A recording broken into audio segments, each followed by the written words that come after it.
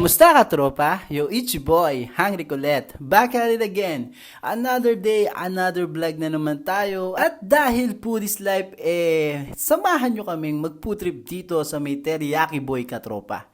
Nakita nyo naman wala ako dito sa video, boses lang dahil i-flex ko lang tong si YP Macy Eats. Follow na ang kanyang page, katropa.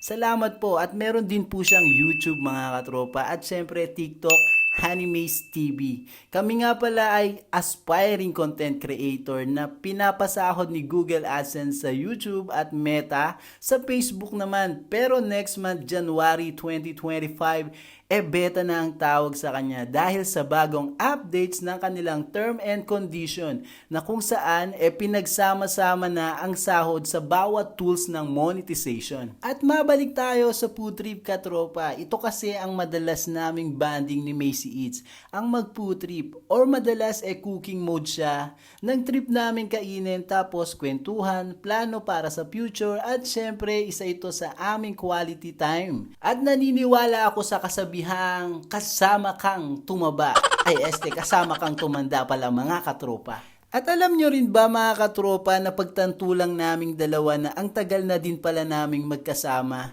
sa relationship namin since 2009. Yun yung mga panahon na nanliligaw tayo kay Macy Eats na umabot yata ng 1 year and a half, mga katropa, and then nakuha natin yung sagot niya.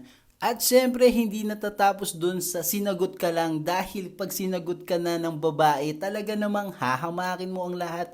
Mapasa kanya ka lang, mga katropa. Hindi ko lang alam kung tama ba yun. Basta yun, mga katropa. Yung sa akin lang, mga katropa, once na sinagot na tayo ng babaeng mahal natin, nagiging isang responsibility na ito. Dahil sa isang relationship, kailangan ng oras, pagtanggap, pasensya, pangunawa, at pagiging tapat. Oo, syempre, alam naman natin na nandyan din yung tampo, away, pero part naman talaga yon, di ba, katropa? To make the long story short, na-realize ko lang na kahit gaano pa kami katagal, hindi pa rin tayo dapat pwedeng maging confident na hindi mag-aaway, katropa. Kaya iwasan natin ang mga unnecessary na away, at kung may problema ay pagtulungan nyong ayusin at pag-usapan.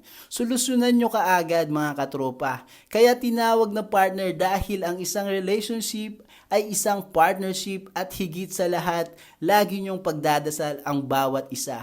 Ang advice ko lang dito sa vlog na ito dapat lagi tayong may peace of mind, mga katropa. So thank you for watching. I'm Hungry Colette, and this is my life. Make life great. Bye-bye!